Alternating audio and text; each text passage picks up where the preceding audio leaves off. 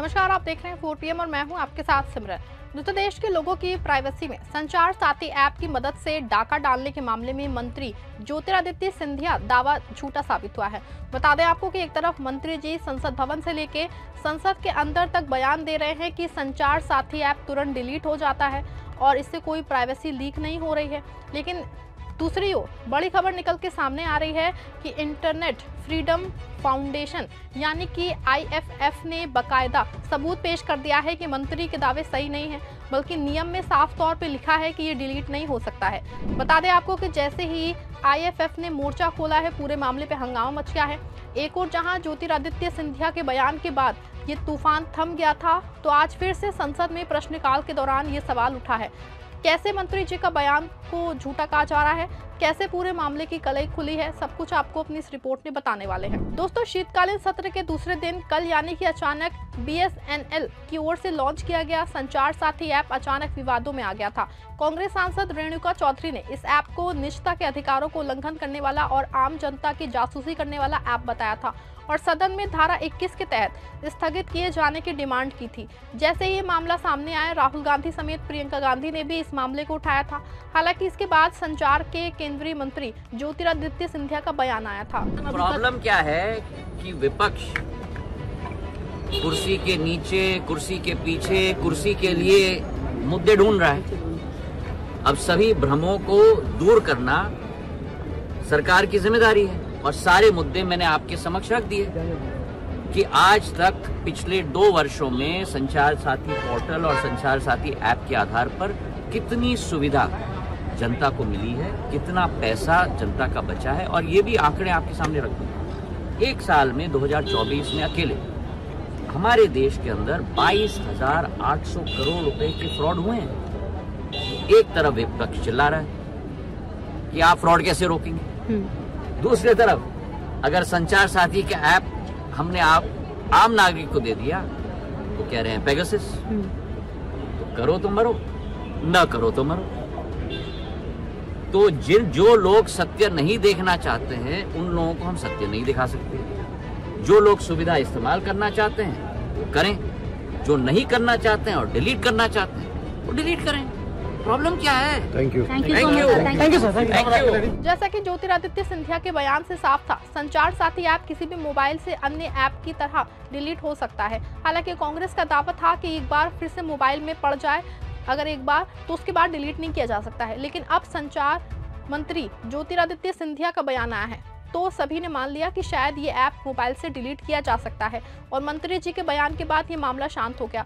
लेकिन इस बीच डिजिटल अधिकार वकालत संगठन इंटरनेट फ्रीडम फाउंडेशन IFF ने विरोधाभास बताते हुए मंत्री की टिप्पणियों का खंडन किया। कहा कि स्पष्टीकरण गलत है और आधिकारिक निर्देश स्पष्ट रूप से कहता है कि संचार साथी को अक्षम या फिर प्रतिबंधित नहीं किया जा सकता है।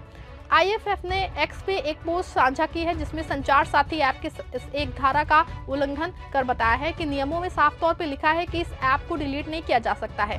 फैक्ट चेक करते हुए IFF ने मंत्री जी के बयान को गलत बता दिया है। IFF ने अपने X पोस्ट में लिखा है कि 7B रूल में ये साफ साफ लिखा है कि 7B कहता है, सुनिश्चित करें कि प्री इंस्टॉल किया गया संचार साथी एप्लीकेशन पहले इस्तेमाल या डिवाइस सेटअप के समय अंतिम उपयोगकर्ताओं के लिए आसानी से दिखे और सुलभ हो। इसकी कार्य क्षमताओं को डिसेबल या प्रतिबंधित ना किया जाए। हालांकि आपको बता दें कि जैसे मामला सामने आया है, एक बार फिर से संसद में हड़कंप मच गया है। दीपेंद्र हुड्डा ने इस मामले को लेकर एक बार फिर से जोर शोर प्रश्नकाल के दौरान संसद में उठाया और इस पे संचार मंत्री का बयान भी आया है। क्या कुछ दीपेंद्र हुड्डा ने कहा और संचार मंत्री का क्या जवाब है, आप भी जरा देख लीजिए। दूरसंचार सेवा प्रदाताओं से जुड़ा हुआ प्रश्न है और दूरसंचार सेवाओं में एक सरकार का संचार सारथी ऐप को प्रीलोड की अनिवार्यता को लेकर एक आदेश कल देश के सामने आया है। उसके बाद मंत्री महोदय ने उस पर स्पष्टीकरण कुछ दिया है कि वो ऐप प्रीलोड किया जाएगा, लेकिन बाद में आप उसको डिसेबल कर सकते हैं। वो चॉइस यूजर्स को देने की आपका एक स्पष्टीकरण आया है। लेकिन क्योंकि मैं स्वयं कंप्यूटर साइंस बैकग्राउंड से, मैं सॉफ्टवेयर इंजीनियर के बैकग्राउंड से हूँ, जब सिस्टम के अंदर प्रीलोड की रिक्वायरमेंट होगी तो डिसेबल करने के बाद भी सारे फीचर्स डिसेबल होंगे कि नहीं होंगे, किसी यूजर्स को ये बात पता नहीं चलेगी। तो कहीं ना कहीं ये जो एक अधिकार है निजता का, उस पर कोई बड़ा प्रहार तो नहीं है? कहीं ये जो स्नूपिंग के प्रश्न उठ रहे हैं पूरे देश में, इसको लेकर सिविल राइट्स एक्टिविस्ट से, कंप्यूटर साइंस एक्सपर्ट से, उनको लेकर मंत्री महोदय क्या कुछ कहना चाहेंगे? इसी के आधार पर हम लोग ने ये कोशिश की कि हम लोग हर एक नागरिक को वो चॉइस दें, क्योंकि ऐप फोन पे है, इसका मतलब नहीं है कि वो ऑटोमेटिकली ऑपरेट हो जाएगी। जब तक मैं उपभोक्ता के रूप में उसमें रजिस्टर ना करूं, तब तक वो ऑपरेट नहीं होगा।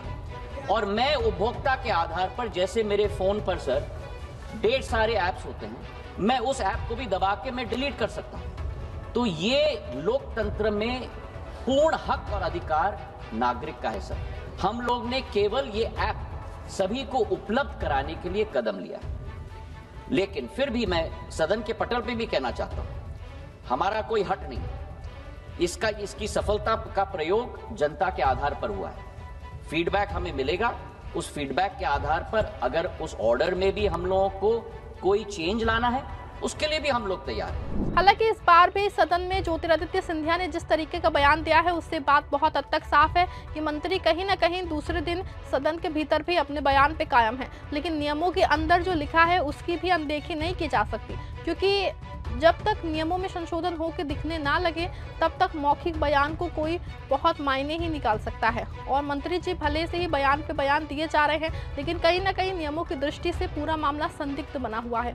इंटरनेट स्वतंत्रता कार्यकर्ता और साइबर सुरक्षा विशेषज्ञ निखिल पाहवा का कहना है कि मंत्री से पूछा जाना चाहिए कि क्या निर्देश वापस ले लिया गया है या अभी भी प्रभावी है। उन्होंने ट्वीट किया कि संचार साथी पे सिंधिया के वीडियो बयान को ट्वीट करने वाले न्यूज चैनलों से कृपया उनसे पूछे कि क्या निर्देश वापस लिया गया है।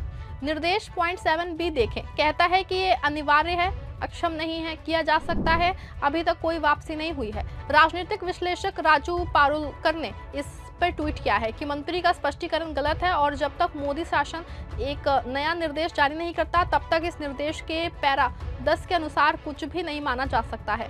मंत्री के मौखिक बयान को लिखित पुष्टि की आवश्यकता होगी। कांग्रेस ने इसे जासूसी ऐप करार दिया है और इसे तत्काल वापस लेने की मांग की है। पार्टी ने सरकारी निर्देश को बिना किसी देरी के वापस लेने की भी मांग की है। दूरसंचार विभागों के निर्देश में अनिवार्य किया गया है कि भारत में इस्तेमाल के लिए लक्षित मोबाइल हैंडसेट के सभी निर्माताओं और आयातकों को जारी होने की तारीख से 120 दिनों के भीतर कर्ज को अनुपालन रिपोर्ट जमा करनी होगी। इसमें आगे चेतावनी दी गई है कि अनुपालन में विफल रहने पर दूरसंचार अधिनियम 2023, दूरसंचार साइबर सुरक्षा नियम 2024 और अन्य लागू कानूनों के तहत कार्रवाई होगी। ये निर्देश तत्काल प्रभाव से लागू हो गया है और विभाग द्वारा संशोधित या वापस लिए जाने तक लागू रहेगा। राइटर्स को सूत्रों ने बताया कि एप्पल अपने स्मार्टफोन में सरकारी साइबर सुरक्षा ऐप प्रीलोड करने के निर्देश का पालन करने की योजना नहीं बना रहा है।